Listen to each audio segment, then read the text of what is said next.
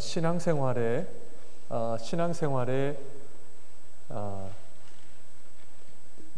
열매라고 얘기를 해야 되나요?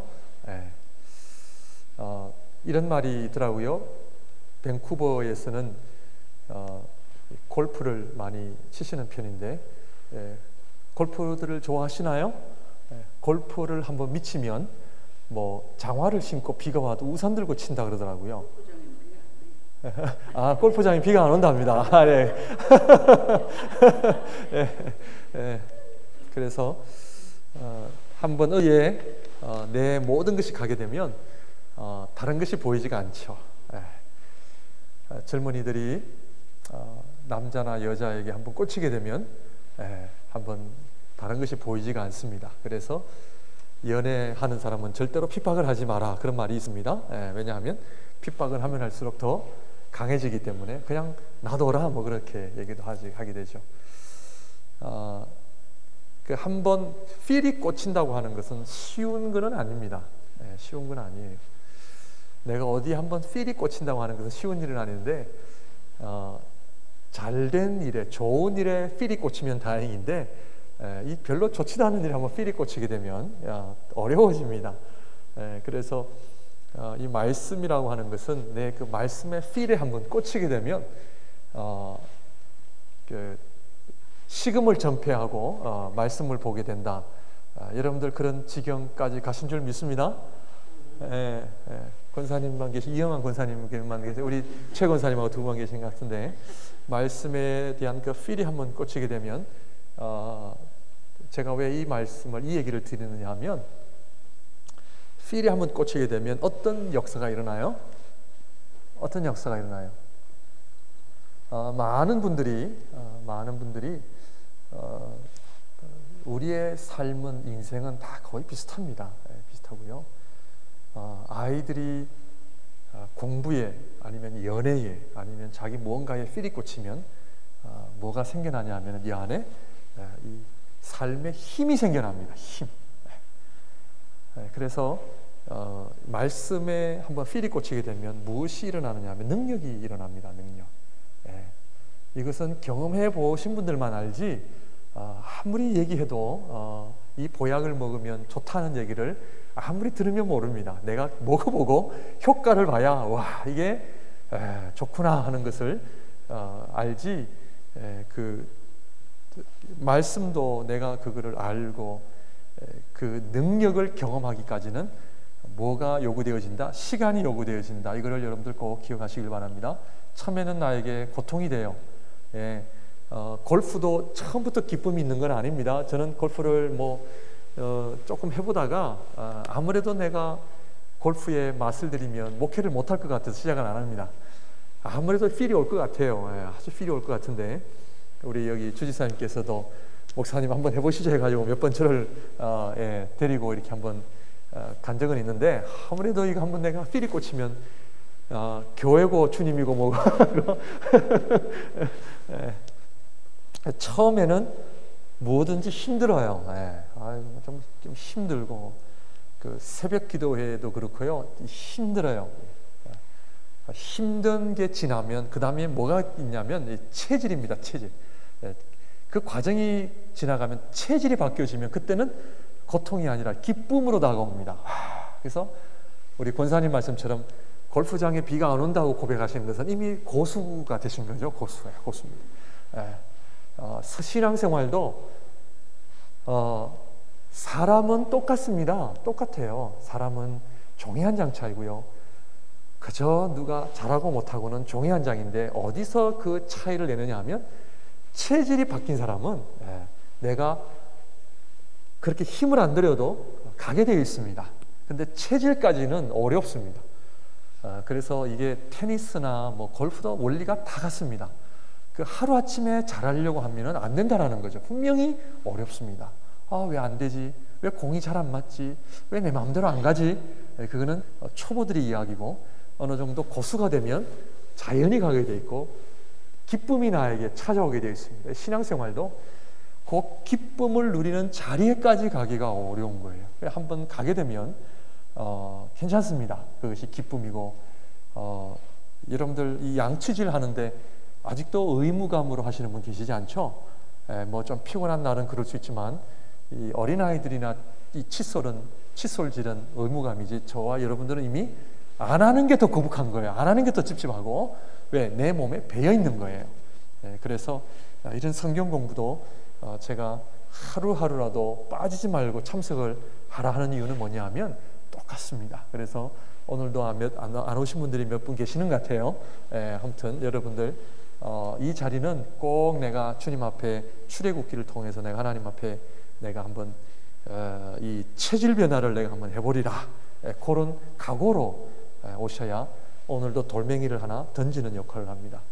던지면 여러분들 1년, 2년, 3년, 4년, 5년, 10년이라는 세월이 가게 되면 능력이 다릅니다. 능력. 그래서 그런 하나님으로부터 능력을 많이 경험하시기를 바랍니다. 이 앞에 여러분 교재에는 없고 이 앞에는 있는데 여러분들 한번 읽어볼까요? 여러분들 읽으실 수 있나요? 좀 어려우세요? 이영환 목사님 보이세요? 자, 그러면 우리 한번 읽어보겠습니다. 처음부터 끝까지 한번 읽어보겠습니다. 시작. 내가 너로 여자와 원수가 되게 하고 내 후손도 여자의 후손과 원수가 되게 하리니 여자의 후손은 내 머리를 상하게 할 것이요 너는 그의 발꿈치를 상하게 할 것이니라 하시고, 세계가 다 내게 속하였나니 너희가 내 말을 잘 듣고 내 언약을 지키면 너희는 모든 민족 중에서 내 소유가 되겠고 너희가 내게 대하여 제사장 나라가 되며 거룩한 백성이 되리라. 너희도 산돌같이 신령한 집으로 세워지고 예수 그리스도로 말미암아 하나님이 기쁘게 받으실 신령한 제사를 드릴 거룩한 제사장이 될지니라. 그러나 너희는 택하신 족속이요 왕같은 제사장들이요 거룩한 나라요 그의 소유가 된 백성이니 이는 너희를 어두운 데서 불러내어 그의 기이한 빛에 들어가기 신이의 아름다운 덕을 선포하게 하려 하심이라. 아멘. 신앙생활은 우리 하나님께서 저와 여러분들을 위하여, 저와 여러분들을 구속하기 위하여 무엇을 지불하셨나요? 예수님을 지불하셨습니다. 하나밖에 없는 독생자 예수 그리스도를 지불을 하시고 저와 여러분들을 하나님의 소유로 삼으신 겁니다. 그러므로 예수님을 믿는 자에게 예수님을 주로 고백하는 것이 왜 중요하냐? 예수님을 주로 고백할 때에 우리의 삶은 누구의 것이 돼요? 하나님의 것이 돼요. 하나님께 소유된 저와 여러분들이 누가 터치를 못해요? 사탄이 터치를 못하게 돼 있어요. 죄의 권세가 터치를 못하게 돼 있어요. 이거를 우리가 알고 신앙생활을 해야 된다는 거죠. 우리가 어떤 존재냐? 저와 여러분들이 잘나서 그런 훌륭한 존재가 아니고 죽었던 우리들을 예수 그리스도의 피값으로 하나님의 아들을 십자가에서 못 박게 하심으로 피값으로 대신 저와 여러분들을 하나님의 소유로 구입을 하셨다는 거예요. 하나님께서 마켓 가셔서 저와 여러분들을 돈을 지불하시고 사신 거예요. 그러므로 누구의 소유다? 하나님의 소유. 하나님의 소유이기 때문에 마태복음 16장에 음부의 권세가 교회를 이기지 못하리라. 하나님을 믿는 사람에게는 음부의 권세, 죄가 없어요. 그걸 우리가 알아야 된단 말이죠. 뭐 우리가 이상한 어떤 그런 체험을 해야만 되는 게 아니고, 어떤 방언이나 어떤 성령의 은사를 받아야만 그런 게 아니고, 예수님을 주로 고백하는 자에게는 하나님의 자녀가 되는 권세, 이 권세를 주셨다는 거죠. 우리가 60년을 살든 70년을 살든 80년을 살든 하나님이 우리에게 주신 권세를 가지고 멋있게 살아야 되는데 이 권세를 다 꽁꽁 집에다 놔두고 안 쓴단 말이에요. 아버지가 마치 얘야 내가 여기 아파트 하나 주마 하고는 열쇠를 딱 주면 아버지 고맙습니다 하고 우리를 위하여, 자식을 위하여 아버지가 이미 아파트 몰게지를 다 이미 지불하신 거예요. 들어가서 살면 돼. 아파트를 누리면 되는데 그거를 모르고 우리가 아파트는 놔두고 저 베란다 저 밑에 아파트 밑에 가가지고 홈레스처럼 이렇게 춥게 산단 말이에요. 왜 안 들어가니? 저거 내 거 맞아요? 내가 너한테 줬잖아. 그래요? 아닌 것 같은데? 아버지 어머니가 문서를 가져와가지고 집문서를 가져와가지고 보여줘도 글쎄요 하고 안 들어간단 말이죠. 이게 오늘날 저와 여러분들의 모습입니다. 하나님의 자녀가 되는 권세가 있으면, 무슨 권세? 권세. 하나님의 자녀가 되는 권세. 예수 그리스도의 이름으로 구하라. 내 이름으로 구하는 자에게 무엇이든지 구하라. 다 이루리라. 구하라. 찾으라. 두드리라. 악한 자로도 너에게 좋은 것을 줄 줄 아는 거다. 하물며 너의 하늘에 계신 천부께서 자녀들에게 구하는 것마다 좋은 것으로 주시지 않겠느냐. 그러므로 누가 그 못 건드려요? 어느 누구도 못 건드려요. 우리 자식을 누가 건드리면 우리 아빠 엄마가 가만히 있을 수 없어요. 가만 못 있죠. 왜 내 자식 건드려? 그러잖아요. 그게 신앙생활이다 하는 것을 아는데, 자, 요 문제가 해결이 돼야 됩니다. 누구에게? 예수님을 나의 주로 고백하는 자에게. 우리가 어떤 인생이냐면요, 자, 집에 얼마 있어요? 어느 대학교를 나오셨어요? 그거 가지고 우리가 자꾸 사람을 잰단 말이죠. 좋은 차, 뭐 이게 아니고, 우리 아들이 뭐 삼성에서 일합니다. 뭐 이런 거 아무것도 아니에요. 첫 번째로 내가 누구의 소유인가를 알고 신앙생활을, 우리 아버지가 누구라고요? 저 하늘에 계신 우리 아버지. 우리 하나님 정말 좋으신 분이에요.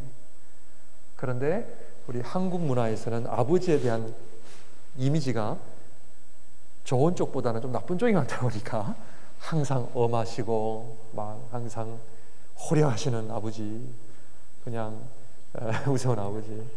여기 계신 분들은 안 그러신지 모르지만 막 그냥 한 성격 하시는 아버지, 뭐 이렇게 저는 한 성격 하시는, 막 화부터 내시고, 그러다 보니까 아버지에 대한 애정을 우리가 잘 몰라서 그렇지만, 우리 하나님 아버지가요 얼마나 자상하시고 우리의 형편을 아시고 우리의 기도를 들으시고, 그런 하나님을 알아가는 이 말씀이 좋아요, 싫어요? 이거 원죄스러운 거예요.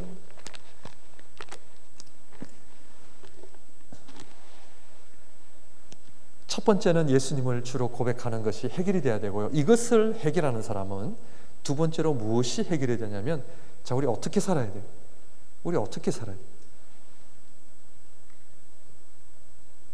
아주 간단한 예로 말씀을 드리면, 하나님께서 예수님의 피값으로 산 저와 여러분들을 나 한 사람, 우리 식구 네 사람만 밥 먹고 잘 살도록 만드셨나요? 그게 아니라는 거예요. 신앙생활은 그게 아닙니다. 나 한 사람을 통해 누가 복을 받아요? 1차적으로 아내가 은혜를 받으면 1차적인 축복의 대상이 누구예요? 남편이에요. 남편이 은혜를 받으면 1차적으로 축복을 받아야 될 대상이 아내예요. 나로 인해 누가 복을 받아야 돼? 내 옆에 있는 사람이 복을 받아야 돼. 내가 따뜻하면 옆에 있는 사람이 따뜻해, 안 따뜻해? 따뜻해요. 내가 행복하면 옆에 있는 사람이 행복해, 안 행복해? 행복해지는 거예요. 전념을 시켜야 돼요. 그런데 나쁜 것은 뭐냐 하면, 나만 잘 먹고 잘 살겠다 하는 것은 나쁜 거예요. 그거는 하나님의 은혜를 모르는 자들이. 그래서 하나님 앞에 쓰임을 받았던 사람은 전부 다 자기 한 사람을 통해 얼마나 많은 사람들이 복을 받게 되느냐? 엄청나게 복을 받게 되는 거예요. 지금까지 내가 몇 밥그릇을 내가 지금 만들고 있는가? 우리가 하는가? 아니라는 거예요. 이거를 기도하셔야 되는 거예요. 밴쿠버에 자란 자녀들은 저 아프리카에 자란 자녀들하고 같아야 되느냐? 아니라는 거예요. 아프리카의 자녀들은 해가 뜨면 일나고 해가 지면 자고, 바나나 하나, 두 개 먹으면 끝이야. 그런데 밴쿠버에서 자란 우리 자녀들은 바나나 두 개 먹으면 나는 행복해. 돼야 안 돼요? 안 돼요. 왜? 부모님이 그런 부모님이 아니거든. 나 한 사람만 바나나 먹었다고 해가지고 오늘 끝.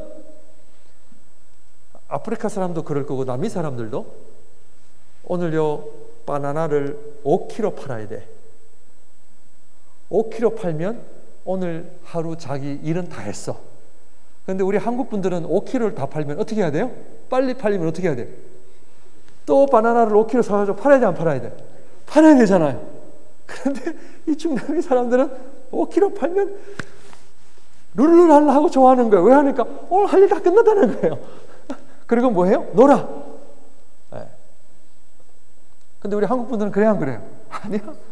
또 가져와서 팔아. 또 팔면 또 가져와서 팔아. 근데 우리 한국 분들은 너무 팔아서 또 쉼을 몰라서 그래, 우리는 또.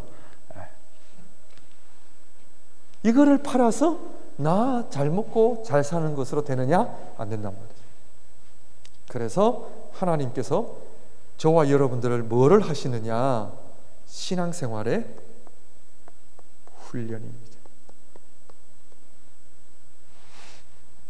훈련을 왜 받아야 되느냐? 나 한 사람 잘 먹고 잘 살기 위해서 훈련 받아야 된다? 아니라는 것이죠. 밴쿠버에까지 오실 정도 되면은 여러분들은 이미 뭐 먹는 문제, 입는 문제 해결을 못 하시는 분들이시겠어요? 아니에요. 밴쿠버까지 오실 정도 되면 이미 여러분들은 먹는 문제, 입는 문제는 이미 다 해결을 다 어느 정도 하신 분들이에요. 물론 그것을 위해서 노력은 해야 돼요. 지금부터 열심히 일을 해야 되고 주어진 일을 감당해야 되지만 여러분들 하나님 앞에 한번 내기해 보세요. 한번 내기해 보세요. 하나님의 나라와 의를 위하여 내가 살아갈 때에 하나님께서 저희 가정에 먹여주시나 안 먹여주시고 입혀주시나 안 입혀주시나 한번 얘기 한번 해보세요.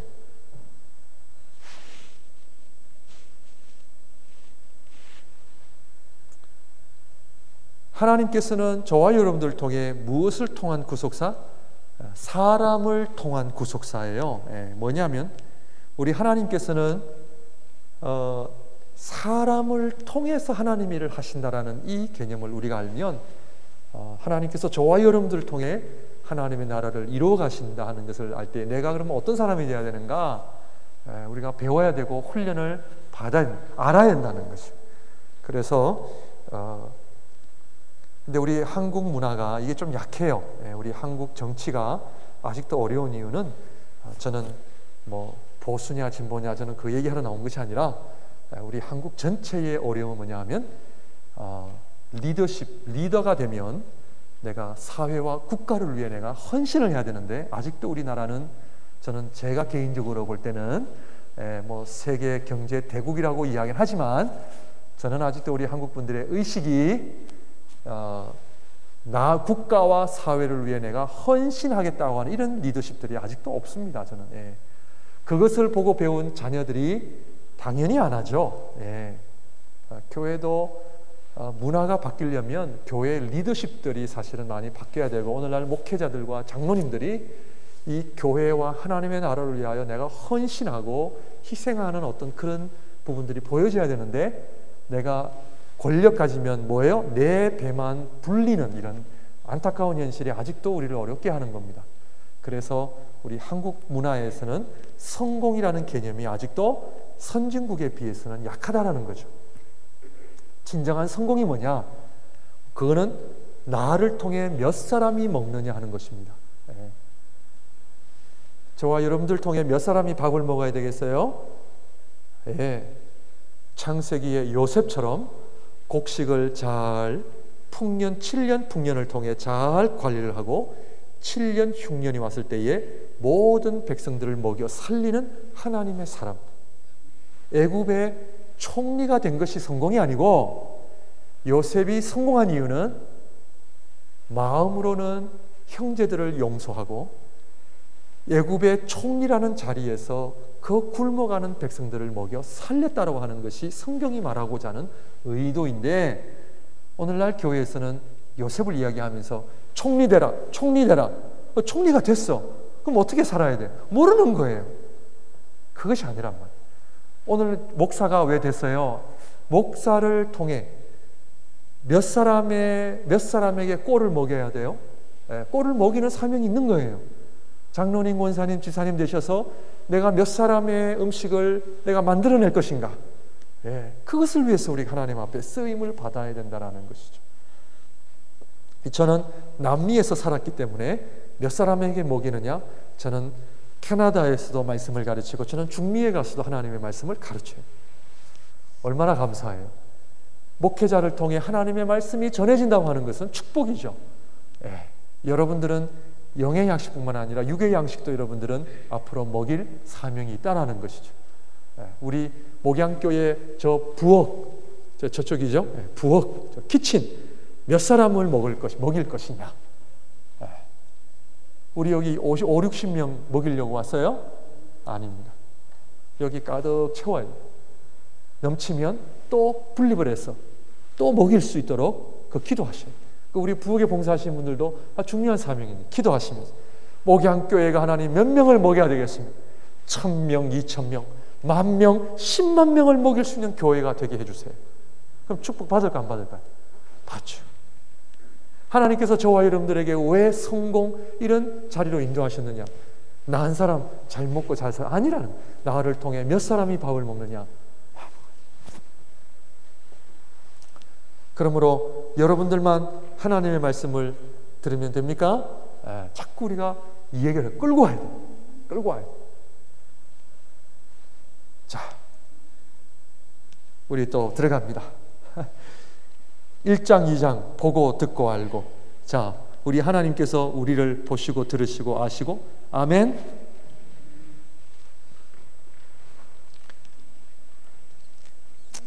여러분 교재를 보시면 우리 하나님께서는 우리의 삶을 보시고 들으시고 아시고 계십니다. 아멘. 나의 고민을 아시고 나의 어려움을 아시고 나의 가정의 형편을 아시고 아시는데 하나님께서 때가 찬 구원을 위하여 하나님께서 어떤 환경을 예비하십니까? 어떤 환경을 예비하세요? 절망입니다. 절망. 하나님께서는 하나님의 백성들에게 첫째로 절망의 환경을 예비하신다는 것을 우리가 알아야 됩니다. 우리 인간은 절망하지 않으면 하나님을 찾아요, 안 찾아요? 안 찾습니다. 하나님께서는 우리 인간을 만드셨기 때문에 우리 인간을 잘 아실까요? 모르실까요? 잘 아십니다. 조금만 잘 돼도 하나님 안 찾아요. 조금만 편해져도 하나님 안 찾습니다. 제가 기도를 늘 안 하고 있다가 패밀리 닥터를 만나서 패밀리 닥터가 여기 배를 만져보고 미스터 리 한번 검사를 받아보죠. 검사를 받아봤는데 검사 결과에 여기 암덩어리 같은 게 있어요 하면은 그 말을 듣는 순간 절망해야 하네요. 한순간에 절망합니다. 그리고 뭐 해요? 기도하게 됩니다. 일주일 내내 하나님 앞에 울면서 이거는 죄송합니다. 이거를 안 경험해 보신 분들은 몰라요. 저도 안 경험하기 때문에 말로만 설명을 드립니다. 일주일 내내 울면서 기도를 막 주여 하나님 도와주세요 기도를 하는데 그 다음 주에 아무래도 의사가 또 와서 검사를 맞죠. 또 검사를 했어요. 의사가 검사를 하는데 지난주에 잘못 봤네요. 암이 아니야. You are okay. 그래가지고는 그렇게 기뻐가지고 나왔는데 그 다음날 기도할까요 안 할까요? 안 해. 인간이 얼마나 간사한지 아시죠? 그래서 하나님 우리에게 뭐를 주시느냐? 절망케 하세요. 절망케. 이게 은혜입니다. 이게 은혜입니다. 절망이 없는 사람은요 하나님을 불러도요, 죄송합니다, 기도는 각자의 스타일에 따라서 기도하는 거 다 인정합니다. 그런데요, 절망을 경험하신 분들은요, 하나님을 그냥 안 부릅니다. 왜냐하면 여러분들은 밴쿠버로 이민을 오셨지만 저는 남미로 이민을 갔거든. 남미는요 100불, 200불만 들고 오신 분들이 너무 많거든. 그분들이 금요 철학기도회 때 기도 어떻게 하는지 아세요? 강대상에 올라가서 하나님을 향하여 얼마나 간절하게 부르는 겁니다. 하나님 살려주세요. 하나님 살려주세요.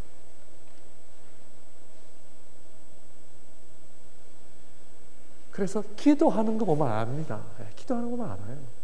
아, 저분이 요즘 좀 살기가 괜찮으시구나. 남미 얘기입니다. 벌써 금요 철학기도에 나오는 거 보면 알아요. 벌써 막 어려우신 분들은 제랍제 앉아가지고 말씀할 때마다 아멘, 아멘. 넉넉하신 분들은 저 뒤에 앉아가지고 예배 끝나기만 해봐라 도망갈 준비하고 계시는 거죠. 끝나고 어디 가야 되는데 지금 어디 모임 가야 되는데 없으신 분들 앞에 앉아가지고 주여 주여 주여 이런단 말이죠. 하나님께서 저와 여러분들을 미워서가 아니라 하나님께로 오게 하는 방법은 하나님께서 딱 한 가지입니다. 절망케 하면 인간은 오게 되어 있습니다. 그런데 더 어려운 분들은 절망케 함에도 불구하고 그거를 모르고 교회를 떠나가는 사람. 아, 예, 딴짓 하시면 어려워요. 그렇게 얘기를 해도 모릅니다. 왜 나에게 절망이 오느냐? 아, 이거는 하나님 앞에 무릎을 꿇으라는 얘기구나. 빨리 와야 됩니다. 빨리. 그래서 하나님의 백성들에게 있어서 절망은 하나님께서 일하실 때입니다. 아멘? 아멘. 일하실 때예요. 기도를 해서 부르짖게 하시는 거예요. 기도하게 하시는 거예요. 그래서 하나님께서는 사랑하는 자에게 첫 번째로 뭘 하게 하냐? 기도하게 하시고 기도의 자리로 인도. 건강이 있을 때 기도하시길 바랍니다. 건강할 때 기도하세요. 우리 소망에 계시겠지만 우리 여기 권사님들 얼마나 간절한지 아세요? 하루하루 기도할 수 있는 은혜, 하루하루 하나님 앞에 말씀 배울 수 있는 시간. 지금 우리 소망에 계신 분들은 이 하루하루가 얼마나 간절. 그럼 젊은 분들은 벌써 저기에 오늘 안 하면 내일 하면 되고 내일 안 하면 그 다음날 하면 되고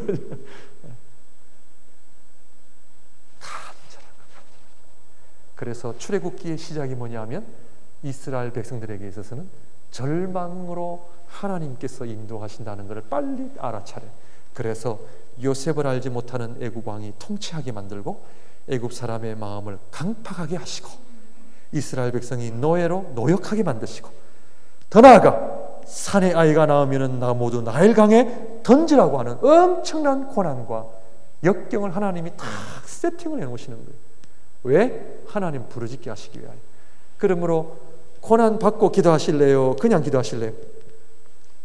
맞고 기도하시겠어요? 안 맞고 기도하시겠어요?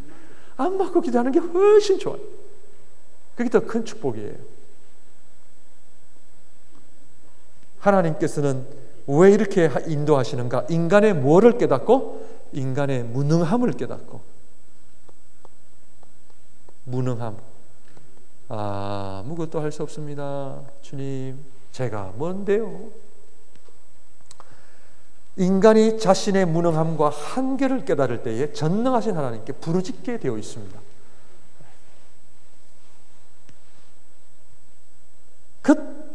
그것을 하나님이 보시고 들으시고 아시고, 물론 전부터 다 보시고 들으시고 알고 계시죠. 예.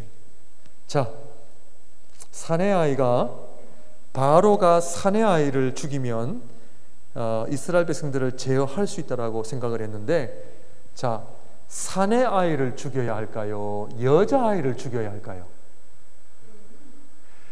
남자 10하고 여자 하나가 애를 더 낳습니까? 남자 하나에 여자 10이 애를 더 낳습니까? 예?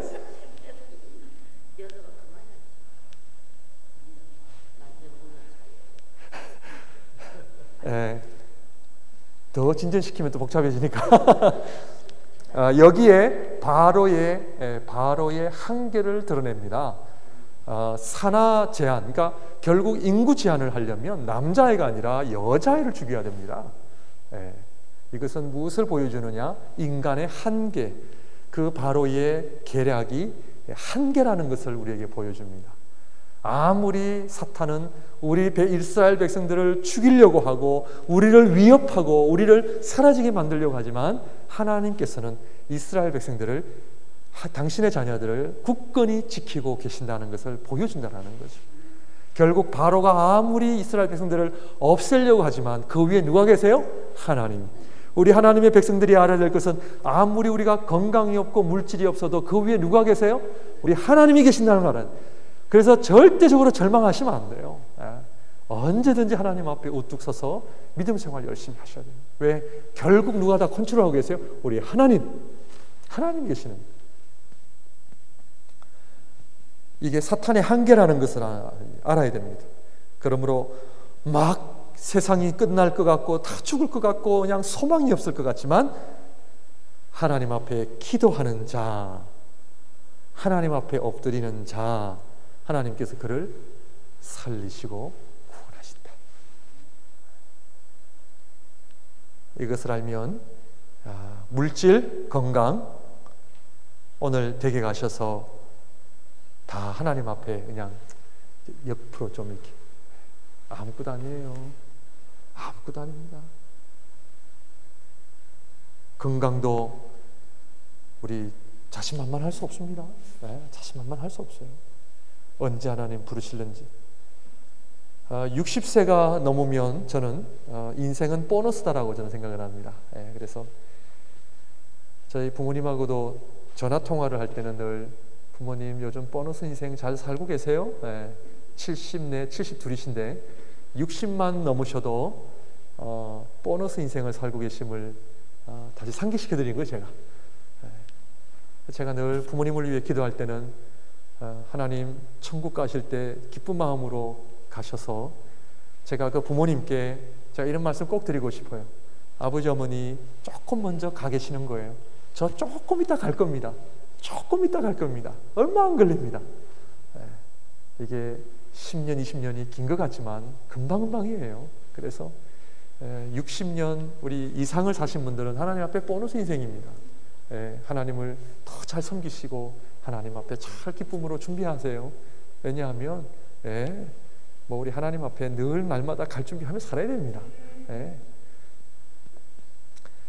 저도 그런 날이 오면은 어떤 자세가 나오는지 모르지만 지금은 저도 늘 기도하면서 하나님 언제 저를 부르시더라도 지금까지 산 것만 하더라도 너무나 하나님의 축복을 많이 받으며 살았습니다. 제가 뭔데 이렇게 참 목사로 유학까지 와서 이렇게 목회 사역도 할 수 있고 이렇게 쓰임받을 수 있다는 것이 얼마나 축복입니까. 하나님 언제 부르셔도 하나님 준비를 하며 살게 해주세요. 늘 기도하고 있습니다. 하나님은 우리의 무능함을 깨닫게 하시는 것이 은혜입니다. 아멘. 늘 하나님 앞에 무능함을 여러분들 가지고 나아가세요. 하나님 은혜 주세요. 그 하나님 제일 싫어하는 사람이 누구예요? 교만한 사람이에요. 교만한 사람. 돈 있다고 그냥 어깨 힘주고 뭐 좀 서울대 나왔다고 어깨 힘주고 그거 좋지 않은 겁니다. 우리 밴쿠버에는 엘리트들이 많으셔가지고 우리 한국의 스카이 대학을 나오신 분들이 의외로 많으신데 스카이 대학 있죠? 서울대, 고대연대 그거 다 내려놓고 늘 하나님 앞에 무능함을 가지고 나오실 때마다 하나님의 은혜가 있으시기를 바랍니다. 그 다음에 무슨 구원의 준비를 하나님 하십니다. 그들이 당한 상황을 보고 계시는 것이 위기 앞에 설 때 하나님께 부르짖게 하시고 하나님께서 들으시고 듣고 하나님 우리 가정의 형편을 보고 계신 줄 믿으시길 바랍니다. 하나님께서 그 절망 앞에 부르짖는 기도를 들으시는 줄 믿으시길 바랍니다. 그 다음에 조상들과의 언약을 기억하십니다. 하나님께서 알고 계십니다.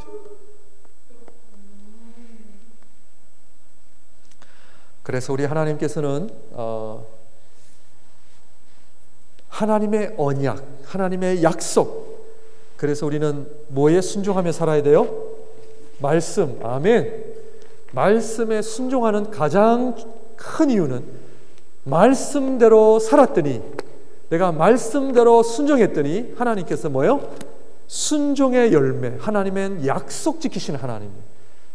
절대로 하나님께서는 하나님을 사랑하고 교회를 사랑하고 성도를 사랑하는 자의 하나님께서 그냥 나 몰라라 하시지 않는 하나님이세요. 저는 그런 하나님, 물론 하나님께서는 우리가 깨닫지 못하는 은혜로 주실 수도 있어요. 그러나 분명한 것은 지금까지 짧은 기간이지만 하나님께서 주님을 사랑하고 교회를 사랑하는 백성들에게 하나님께서는 나 몰라라 하지 않으세요. 뭔가 달라도 하나님이 축복하십니다. 기억하고 계십니다. 희한하죠. 예. 그 하나님을 여러분들 믿으시길 바랍니다. 아유 그냥 글쎄 내가 이거 뭐 언제 정도 봉사하고 내가 헌신해야 돼. 아닙니다.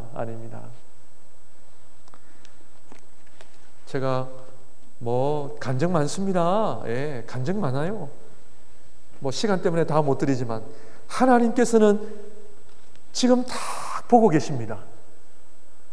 누가 나를 사랑하고 누가 헌신하고 누가 하나님의 나라를 위해 누가 이렇게 헌신하나. 근데 하나님은요, 제가 결론만 말씀드릴게요. 하나님 축복하십니다. 예, 축복하십니다. 이 축복을 모르는 사람들은 그냥 아주 적당하게 그냥 예배만 드리고 싹 빠지고 뭐 이렇게 그거 하시면 안 돼요. 우리 여기 계시는 분들은 안 그러시기 때문에 남아 계시지만 내가 이 주의 몸된 교회를 위하여 한 가지라도 내가 봉사하고 헌신하셔야 됩니다. 왜? 목회자를 위해 교회를 위해서가 아닙니다. 1차적으로는 여러분들이 복을 받기 위함입니다. 그래서 이 수고의 땀을 내가 흘려야 됩니다. 그래서 하나님의 언약, 하나님께서는 400년 전에 아브라함과의 언약을 기억하시고 그 언약을 그대로 하나님은 이루어 가신 하나님입니다. 그러므로 우리가 충성하라. 하나님께서 우리에게 뭐를 주신다고요? 생명의 면류관을, 의의 면류관을 상급을 주시는 하나님. 그 우리 어떻게 신앙생활 해야 돼요? 열심히 봉사해야 되죠. 열심히 주를 섬겨야 되죠. 주님 앞에 가는 날 우리 목양교회 모든 성도님들이 의의 면류관, 생명의 면류관 다 받으시기를 바랍니다. 예, 아멘. 그러므로 이때 하나님께서 보고 계시고 듣고 계시고 알고, 이때 뭐냐면 개인의 간증을 여러분들이 많이 가지고 계셔야 돼요. 개인의 간증. 요 개인의 간증이 없는 분들은 주로 무슨 자랑하느냐 하면 자기 집 자랑, 차 자랑, 자식 자랑 뭐 이렇게 합니다. 주로. 그러나 간증이 있는 사람들은 절대로 자랑을 안 하고요, 간증을 하게 되어 있습니다. 와, 내가 하나님을 섬겼더니요. 물론 이것도 좀 때를 따라 하시면 좋습니다. 너무 또 하면 또 다른 분들이 샘내고 상처받으니까. 그러나 중요한 것은 하나님 앞에 영광 돌려요. 하나님께서 나 같은 사람에게 은혜 주셨어요. 하나님 우리 가정에 복 주세요. 저 자식 보세요. 어이구 저거 인간 되겠나 싶었는데 하나님께서 복 주셔서 제가 저렇게 잘 되잖아요. 간증을 가지는 사람들이 신앙생활을 더 깊이 하고 열심히 합니다. 근데 적당히 하시는 분들의 특징은 뭐냐면 간증이 없어요. 그냥 모든 게 우연이요, 모든 게 자기가 잘해서 잘된 것으로 이해하는 사람들입니다. 하나님께서 여러분들에게 많은 그 살아계심의 간증을 이루십니다. 허락하십니다.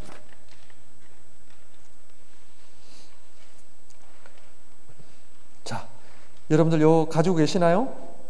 있어요, 없어요? 적용 질문. 있어요, 없어요? 없으시죠? 네. 자, 앞에 보시면 됩니다. 고난 중에라도 하나님이 이루신 언약의 성취는 무엇입니까? 이스라엘 자손은 생육하고 불어나 번성하고 매우 강하여 온 땅에 가득하게 되었더라. 학대를 받을수록 더욱 번성하여 퍼져가나니 애국 사람이 이스라엘 자손으로 말미암아 근심하여, 고난 중에라도 절망 중에라도 우리가 잊지 말아야 할 것은 하나님께서는 언약을 이루어 가신다는 것을 꼭 기억하셔야 됩니다. 절망 가운데서도 우리와 함께 하시는 하나님, 우리의 가정을, 우리의 개인을 돌보시는 하나님을 꼭 기억하시기를 바랍니다. 사탄은 어떤 일을 했습니까? 바로가 그의 모든 백성에게 명령하여 이르되 아들이 태어나거든 너희는 그를 나일강에 던지고, 자, 고난 중에라도 하나님의 언약은 이루어 가시고요. 그 가운데 사탄은 하나님의 백성들을 탄압, 아주 고난으로 못살게 굴지만 마지막으로 하나님 앞에 쓰임을 받았던 산파, 히브리 산파들이 있었습니다. 자, 출애굽기 1장 17절을 앞에 보시게 되면 그러나 산파들이 하나님을 두려워하여 애굽 왕의 명령을 어기고 남자 아이들을 살린지라. 그 산파들은 여호와를 경외하였으므로 하나님이 그들의 집안을 흥왕하게 하신지라. 하나님께서는 절망 중에 기도하게 하시고 마치 사탄이 하나님의 백성들을 다 삼킬 것 같은 그런 분위기 속에서도 하나님은 누구를 준비하세요? 히브리 산파들을 준비하셔서 이 히브리 산파들이 어떤 사람이었나요? 여호와를 경외하였으므로 바로를 두려워하지 않고 히브리 아이들을 도리어 나일강에 던지지 않고 그 아이들을 살렸다라는 거 하는 것은 이 어려운 삶 속에서도 하나님은 하나님을 경외하는 사람이 있다 없다? 있는 거예요. 애굽 왕들의 이름은 기록하지 않았으나 두 산파의 이름을 기록한 성경의 강조점이 무엇인지를 유의해보자. 바로 왕의 이름은 나와 있지 않지만 바로의 이름은 아니에요. 그냥 명칭이에요. 그러나 애굽 왕들의 이름은 기록하지 않지만 두 산파의 이름은 기록할 정도로 하나님 나라를 위하여 쓰임을 받았던 이 두 여인의 이름은 기록되어졌다는 것은 어떤 의미가 있느냐? 하나님께서 기억하신다. 그러므로 어떠한 절망 가운데서도 하나님을 경외하시기를 바랍니다. 사탄을 두려워하지 마시길 바랍니다. 주일 성수하는 거 여러분들 두려워하지 마시길 바랍니다. 주일날 일 안 하시면 힘들 것 같죠?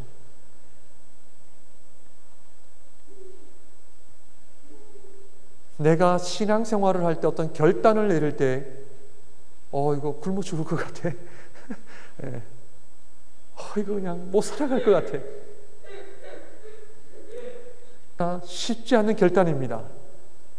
이분들은 히브리 산파들은 여호와를 경외하는 사람들은 바로의 명령을 어겼음에도 불구하고 자기들은 그럼에도 불구하고 죽음을 두려워하지 않았던 여인들이었습니다. 하나님은 그들을 통해 역사하신다는 사실입니다. 이것이 오늘 저와 여러분들의 신앙의 도전입니다. 지금 밴쿠버 입장에서 하나님의 백성들이 어떻게 살아야 될 것인가? 지금 유혹들이 너무나 많습니다. 우리 자녀들 앞으로 직장 얻는데 주일날 일하면 돈을 더블 아니면 3배, 4배로 주겠다고 하는데 아주 큰 유혹입니다.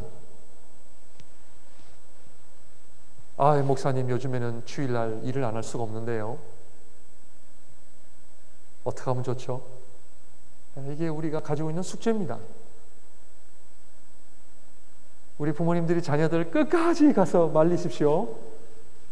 근데 하나님을 경험하지 않는 사람은 쉽지가 않습니다.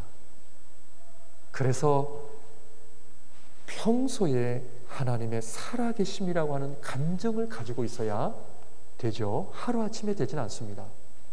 왜냐하면 사탄은 뭐 한다고요? 우리를 위협합니다. 확 위협해요.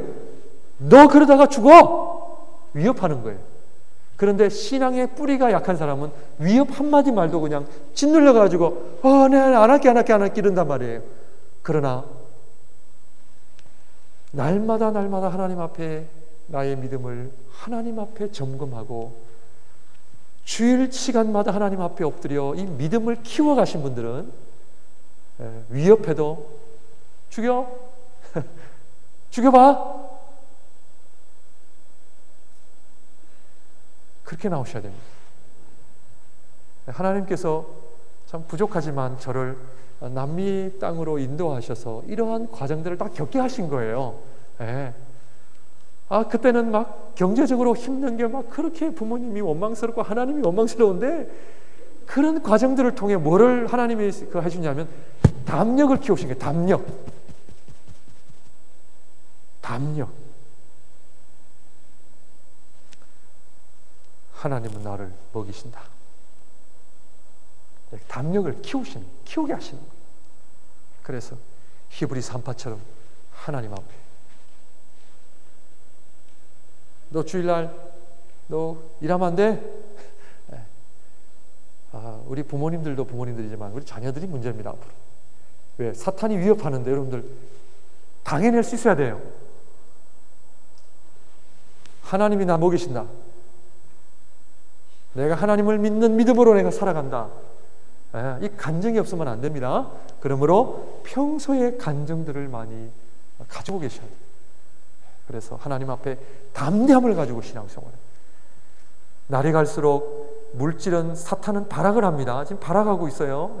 지금 발악합니다. 지금 마지막 시대에 성도들을 물질로 완전히 지금 우리를 물질로 그냥 감아서 끌고 갑니다. 지금 완전 물질입니다.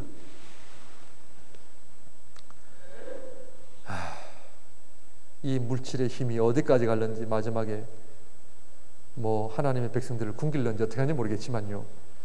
아무튼 지금 엄청납니다. 그것을 이길 수 있는 힘, 믿음, 하나님 앞에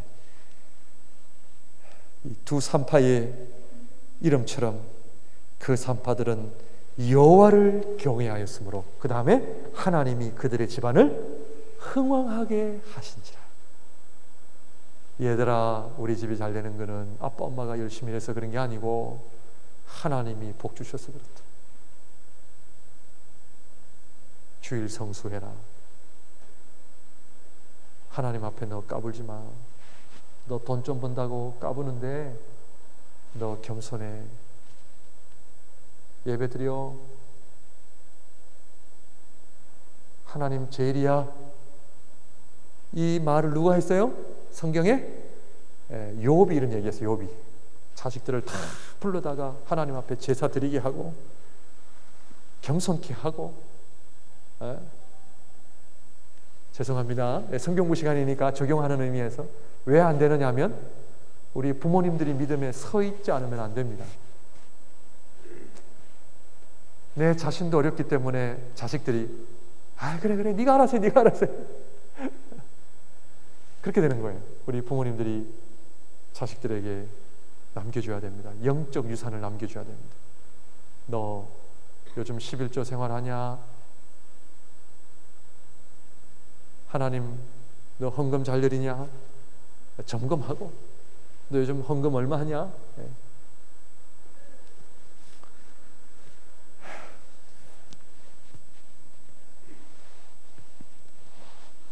두 번째로 넘어갑니다. 80년 전부터 사람을 준비시키십니다.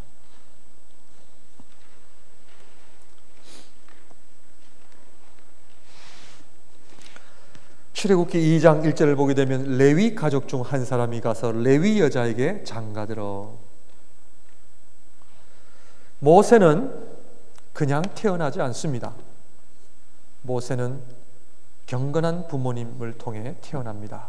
그 부모님이 어떤 부모님이냐면 레위 가족 중 한 사람이 가서 레위 여자에게 장가들었다고 하는 것은 그 당시 이스라엘 백성들이 노예의 직분을, 노예라는 정체성을 가졌음에도 불구하고 하나님 앞에 아무나 결혼하지 않는다. 하나님을 믿는 철저한 크리스찬에게 나는 시집 장가 간다. 내 배우자는 믿는 사람이 돼야 되고, 내 배우자는 철저히 주일을 성수하고, 내 배우자는 철저히 하나님 앞에 헌금 생활하고 철저히 여호와를 경외하는 사람으로 나는 배우자를 맞아들인다. 그래서 사실은요, 이 결혼부터가 중요합니다. 결혼부터가 삐끄덕거리기 시작하면은 그 다음부터 삐끄덕거리기 시작합니다. 그래서 성경으로 돌아와야 됩니다. 성경은 크리스찬과의 결혼을 절대적으로 강조합니다. 이거 뭐 우리 그냥 나중에 다 나가게 되고요. 직장이 좋아, 남자 의사야, 이런단 말이죠. 그것이 아니라 레위 가족 중 한 남자가 다른 여인에게 결혼하는 것이 아니라 레위 같은 족속으로 결혼했다고 하는 것은 경건한 부모님을 두었다는 거죠.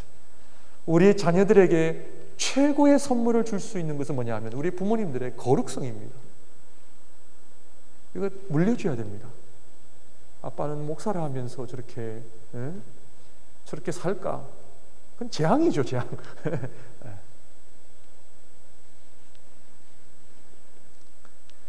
그 믿음의 어머니가 모세를 보고 나일강에 던지면 안 되겠다는 것을 알았기 때문에 모세가 살아난 거예요.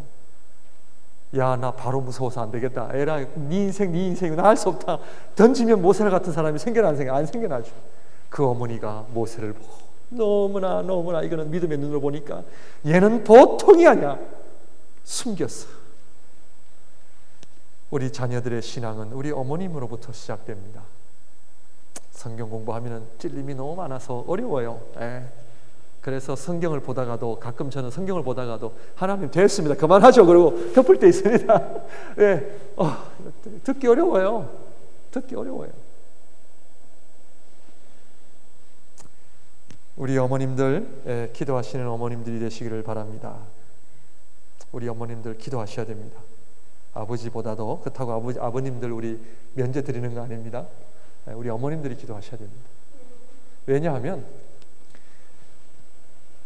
성경에도 그렇지만 이 아이를 1년 동안 배에 두고 이 자식들이 모성이라고 하는 것은 남자들이 못 따라가기 때문에 그래요.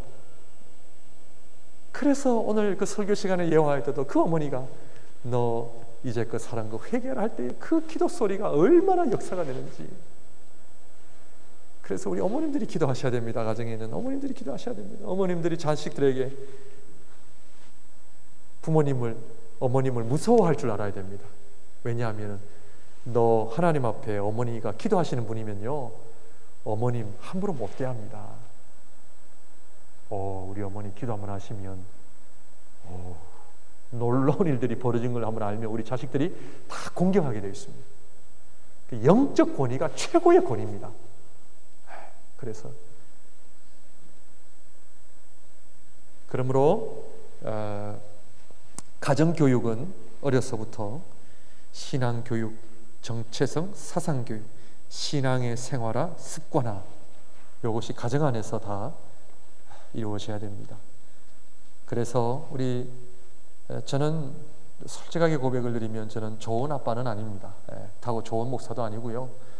좋은 목사 아빠 되려고 노력한 사람인데 우리 자식들에게 신앙의 생활화, 습관화는 저는 좋은 점수를 저는 못 받습니다. 제가 열심히 하지를 못했습니다. 공부하느라 목회하느라 핑계죠.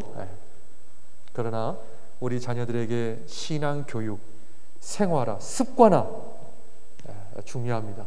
주일이 되면은 하나님 앞에 예배드리는 준비,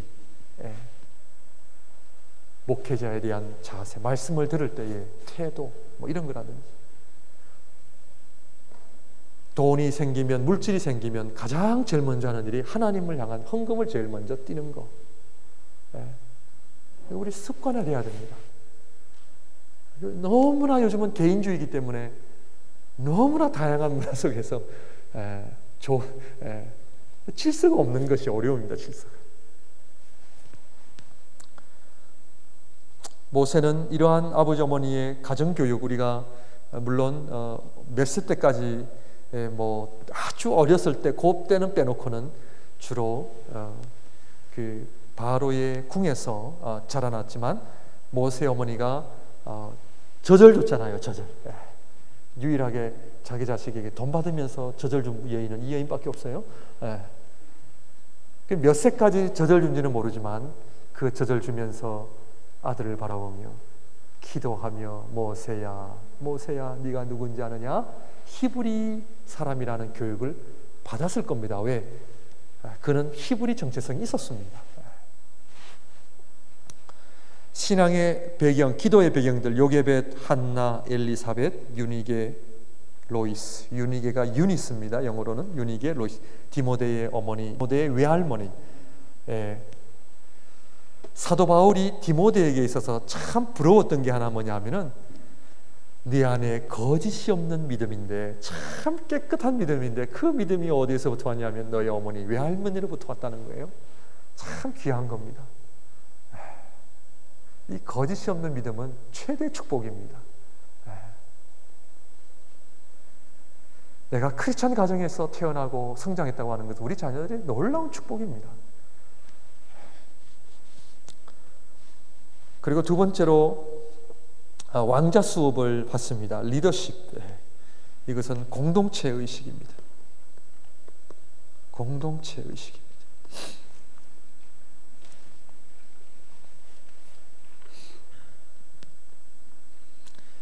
제가 처음에 말씀을 많이 드렸기 때문에 더 자세한 얘기는 안 드리다만, 내가 하나님 앞에 정체성을 발견하면 그 다음에는 공동체가 있습니다. 가정, 교회, 사회. 그래서 이 왕자 수업을 받습니다. 리더십을 배워야 됩니다. 그러므로 왕자 수업을 통해서 모세는 자기를 통해 이스라엘 백성 전체가 복을 받는 훈련을 받습니다. 이게 공동체 의식입니다. 저와 여러분들도 내가 크리스찬 가정에서 태어나면 부모님으로부터 크리스찬 그 정체성, 신앙의 정체성을 배우면 플러스 내가 속한 가정과 공동체에 책임감 있게 살아야 될 것을 훈련을 받아야 됩니다. 이것이 바로 공동체 의식입니다. 우리 한국 민족에게는 너무나 약한 부분인데, 유대인들은요, 유대인들은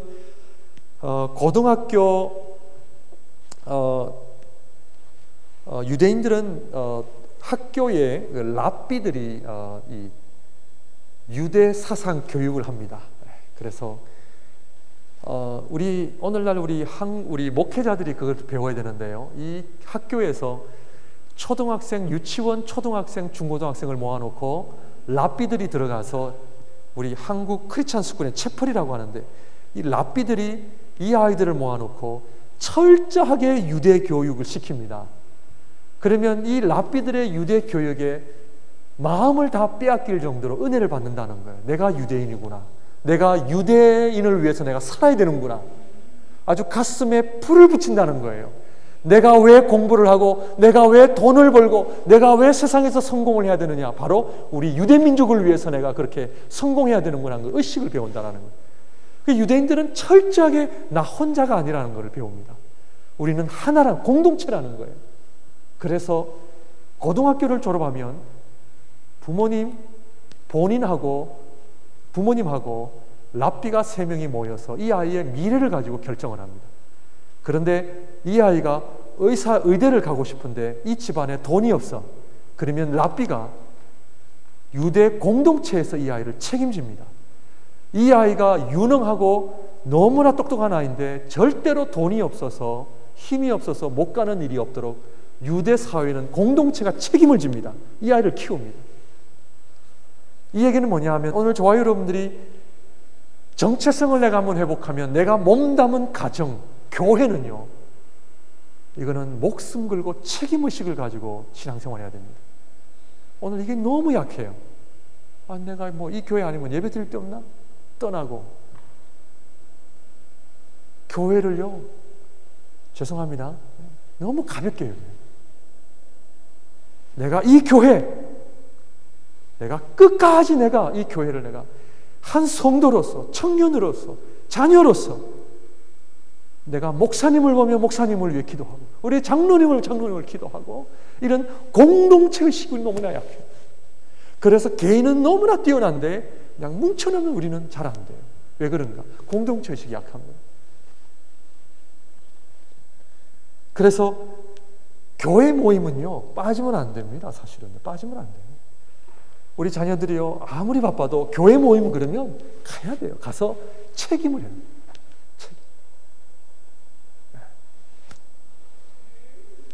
명절이다 하면은 온 식구가 만나듯이 오늘은 온 성도님들이 모이는 날 하면은 다 제껴놓고 가서 만나서 책임의식. 센터 모임 잘 될 줄 믿습니다. 공동체식. 마지막으로 광야 훈련입니다. 신발을 벗은 사람. 제일 위에 보시면 몇 년 전부터 사람을 준비시켰어요? 80년 전부터. 모세가 하나님 앞에 세움을 입기까지 몇 년? 80년 걸렸어요. 하나님, 왜 이렇게 오랜 시간이 걸리나요? 좀 빨리 좀 이렇게 하면 좋은데 왜 이렇게 시간이 걸리나요? 하나님 말씀하시기를 네 발에 신을 벗기기 위함이다.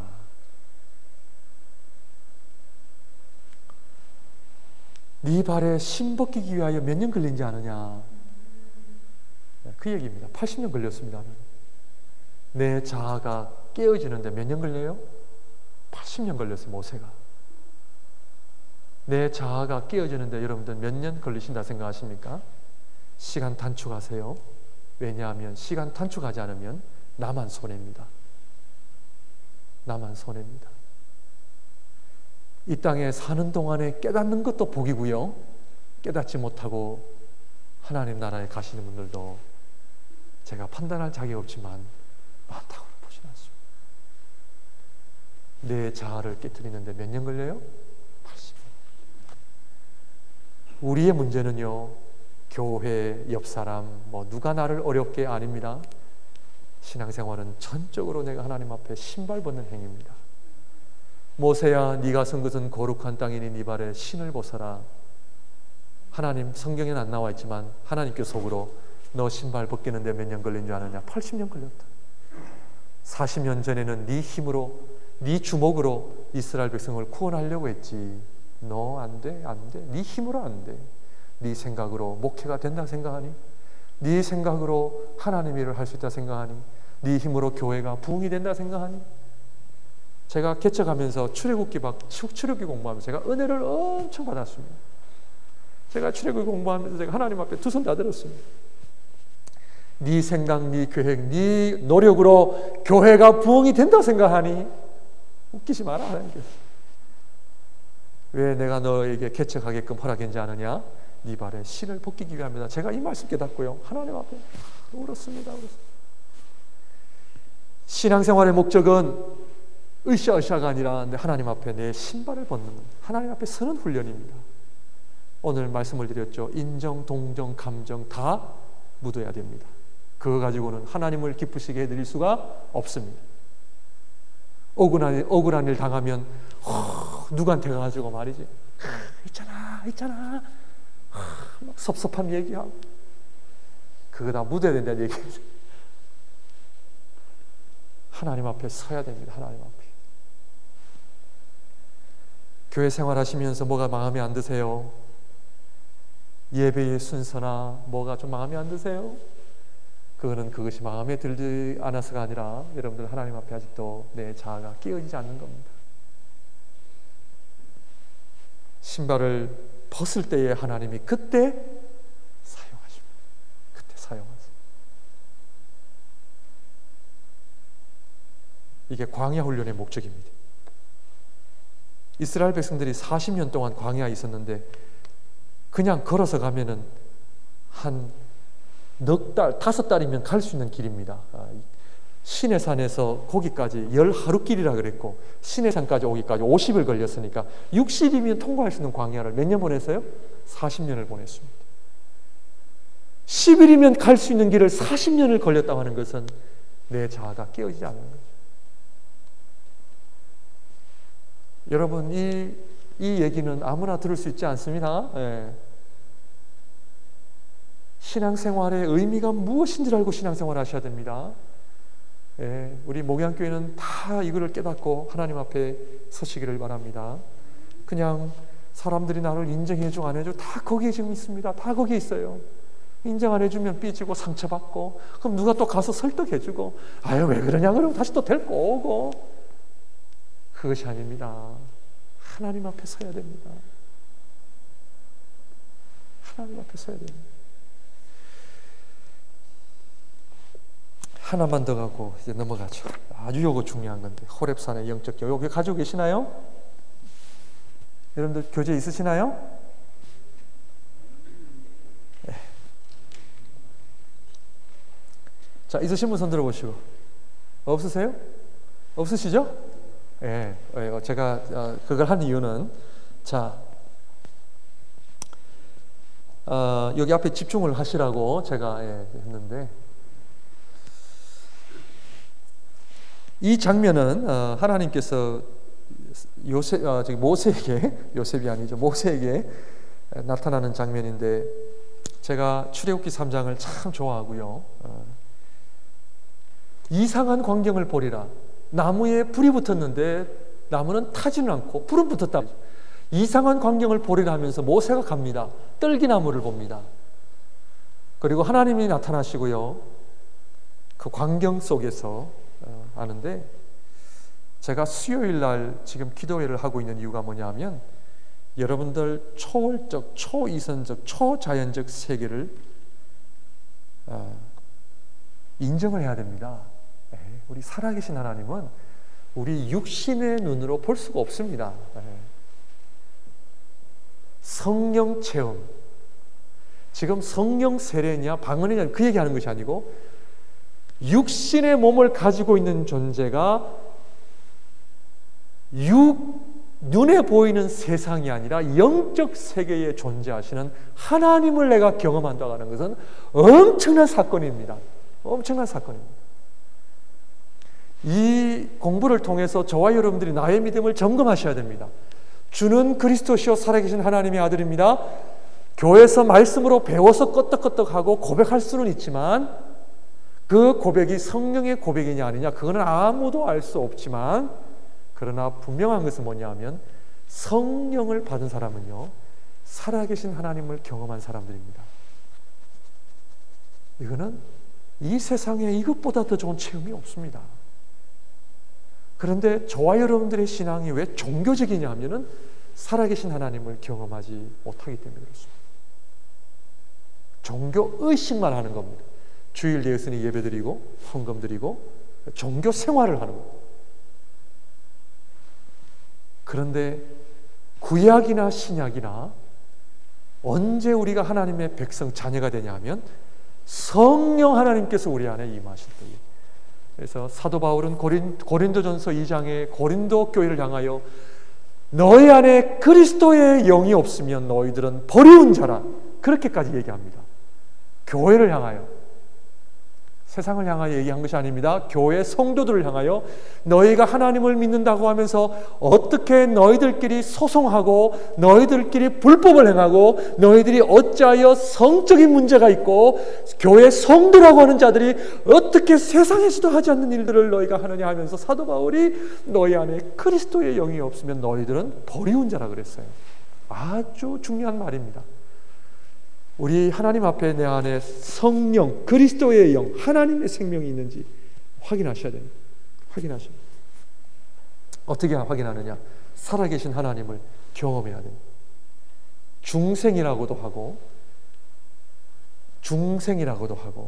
성령 세례라고도 하고, 그 말은 뭐냐 하면 성령께서 나에게 오셔서 나로 하여금 예수 그리스도를 주로 고백했다라고 하는 표현입니다. 이 사건이 있어야 됩니다. 이 사건. 이것이 바로 신비주의와 성령 체험, 이런 얘기하고 싶은 건 아니고요. 현상이냐 뭐냐냐, 이것은 뭐냐 하면 종점이 아니라 신앙의 출발입니다. 출발입니다. 하나님을 만나는 것은 신앙의 종점이 아니라, 종착점이 아니라 출발이 돼야 되는 거예요.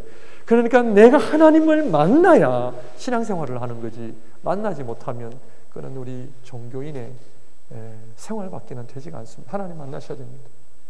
하나님을 만나면 우리 안에 성령이 있으면 어떤 욕구가 일어나요? 하나님을 알고자 하는 욕구가 일어나고요. 성령이 내 안에 있으면 기도하지 않고서는 견딜 수 없습니다.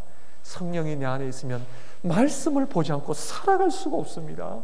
성령이 내 안에 없으면 죄를 짓고 편안하게 살 수가 없습니다. 성령이 아니고서는, 하나님의 뜻을 구하지 않고서는 편안하게 살 수가 없는 거예요. 그런데 내가 내 식대로 신앙생활을 하는데 전혀 어려움이 없고 편안하다면 여러분들 점검하셔야 됩니다. 고린도 전서 후서는 그런 차원에서 아주 중요한 말씀이고요. 고린도 후서 13장에는 너희가 믿음에 있는지 확증하라, 그렇지 않으면 너희가 버리운 자라, 아주 심한 말을 사도 바울이 하고 있습니다. 하나님 살아 계셨습니까? 자, 하나님 살아 계셨습니까? 여러분들 질문을 던지시길 바랍니다. 하나님 살아 계십니까? 하나님 살아계시면 왜 우리를 그러면은 버리셨습니까? 왜 430년이란 동안 우리의 백성들을 돌보지 않으셨습니까? 하나님 살아계신다면 왜 우리 아버지가 돌아가실 때 왜 우리 아버지 안 살려주셨습니까? 왜 우리 어머니 돌아가실 때 우리 어머니 왜 안 살려주셨어요? 하나님 살아계신다면 왜 우리 아들 데려가십니까? 왜 데려가십니까?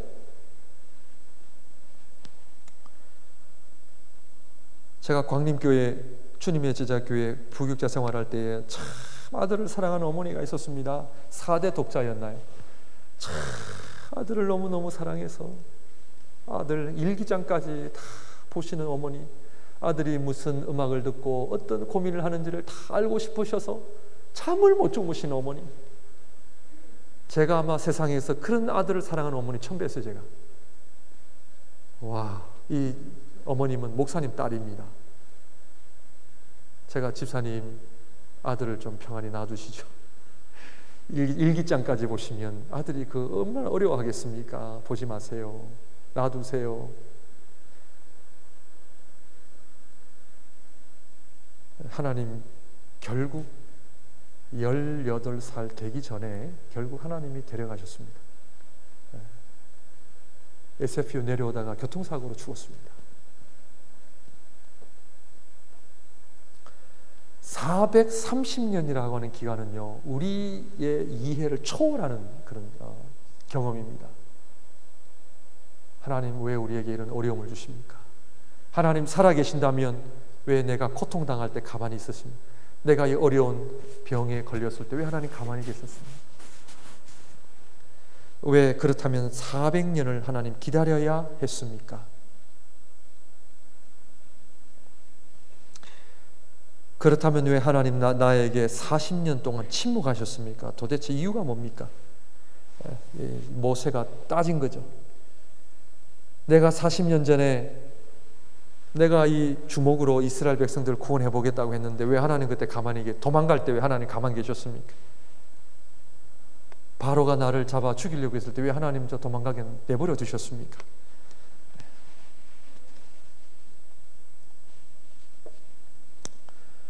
이 질문들을 던지는 가운데 하나님께서 자, 이 떨기나무 잘 한번 관찰해 보시길 바랍니다. 떨기나무.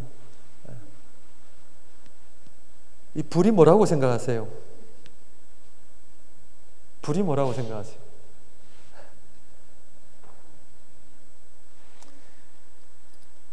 떨기나무는 뭐라고 생각하세요? 많은 신학자들이 여러 가지 해석이 있는데 저는 오늘 그 중에 한 가지만 여러분들하고 나누고 싶고요. 이 불은 애굽 사람들이 주는 고통입니다. 고통. 떨기나무는 이스라엘 백성들입니다. 이스라엘 백성들은 떨기나무처럼 광야에 아주 흔해 빠진 그런 떨기나무. 그 흔해 빠진 떨기나무를 태우려고 애굽 사람들이 430년을 불로 태우려고 했지만 나무가 탔어요, 안 탔어요? 안 탔습니다. 이 얘기는 뭐냐 하면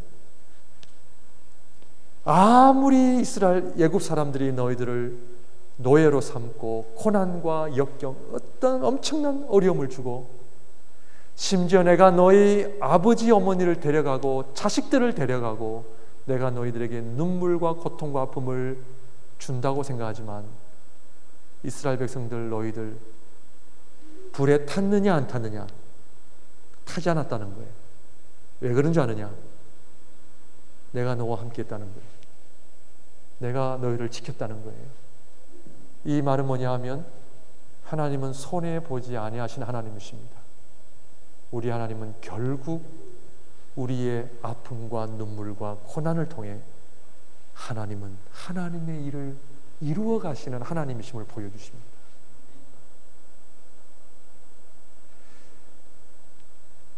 그러므로 떨기나무가 탔느냐? 너 왜? 내가 너희들과 함께 있었다. 430년 동안 내가 너희들을 지켰다. 내가 너희 가정을 지켰고 너를 지켰고 그럼에도 불구하고 너희들의 가정에 아픔이 있는 것은 왜 그런 줄 아느냐? 내가 너에게 신발 벗기기 위해서다. 신발 벗기기 위해서라는 거예요. 내가 왜 40년이나 기다려야 되는 줄 아느냐? 네 발에 신발 벗기기 위해서다. 그때는 내가 그렇게 말했음에도 불구하고 네 안 들었지. 모세는 하나님 왜 가만히 계셨습니까? 라고 얘기를 했지만 하나님 입장에서 나 너에게 말했다. 나 너에게 충분히 말했는데 네가 듣지를 않았다. 그 얘기예요. 여러분들 하나님이 나타나셔서 말씀하신 거 들으셨어요? 안 들으셨어요? 하나님은요 말씀하세요. 문제는 우리가 안 들을 뿐이에요. 하나님은 지금도 우리 말씀하고 계시고요. 내가 너희 가정을 지금까지 붙들고 있었다. 손해봤느냐? 손해보지 않는다. 이러한 하나님의 살아계심을 우리가 경험할 때 비로소 신앙생활이 시작이 됩니다. 이것이 구원의 확신이라고도 이야기하고요. 내가 성령 세례, 성령이 내 안에 있다라고 얘기하고요. 내가 하나님의 자녀가 되는 확신, 하나님의 자녀됨의 권세, 임마누엘 하나님, 내가 어디를 가든지 하나님 우리와 함께 하시고 세상 끝날까지 내가 너희들을 버리지 아니하고 함께 하리라고 하는 임마누엘 하나님의 약속, 이것을 우리가 알고 신앙생활을 해야 되는데 우리 안에 성령의 체험, 성령의 세례, 중생이라고 하는 체험이 없기 때문에 지금 내가 하나님의 자녀인지 아닌지 아직도 확신함이 없이 살아가는 오늘날 교회, 교인들이 너무나 많이 있습니다. 이거 경험하셔야 됩니다. 새벽 예배마다, 수요 예배마다 여러분들 나오셔서 방석 하나 들고 여러분들 엎드셔야 됩니다. 만나기를 원합니다. 내 하나님, 살아계신 하나님을 내가 만나야 되겠습니다. 여러분들 구원의 확신 다 있으세요? 아멘? 정말이세요? 하나님의 살아계심을 경험해 보셨습니까? 그렇다면 간정이 있으십니까? 하나님의 살아계심에 간정이 있으십니까? 여러분들 기도하실 때 뜨거우세요? 성령께서 내 마음을 주장하심을 믿으세요? 하나님의 말씀을 들을 때 은혜가 되세요? 아니면 아직도 말씀은 아직도 그냥 튕겨나가요? 말씀 있잖아요. 이 스펀지가 물 흡수하듯이요. 푹 흡수가 돼야 됩니다. 근데 흡수가 안 되고 튕겨나가면은요. 내 안에 완악함. 여러분들 하나님 앞에 이 하나님을 만나지 아니하시면 인생이라고 하는 광야에서 우리는 결국 헤매다 인생 낭비, 에너지 낭비 다 낭비하다가 허송세월 보냅니다. 그런데 살아계신 하나님을 경험하고 내 안에 성령님을 모시고 있는 분들은요 그렇지 않습니다. 말씀에 순종하고 이 한 번밖에 없는 인생을 하나님 나라를 위하여 귀하게 쓰임받다가 주님 앞에 우리가 갑니다. 하나님 경험하시기 바랍니다. 여러분 신발에 신을 벗으시기 바랍니다. 그래서 모세처럼 우리 다 하나님 앞에 다 일꾼들이 되어야 됩니다. 일꾼들이 되셔서 주의 몸된 교회를 통하여 하나님의 놀라운 은혜의 역사가 넘쳐나시기를 바랍니다. 기도하겠습니다.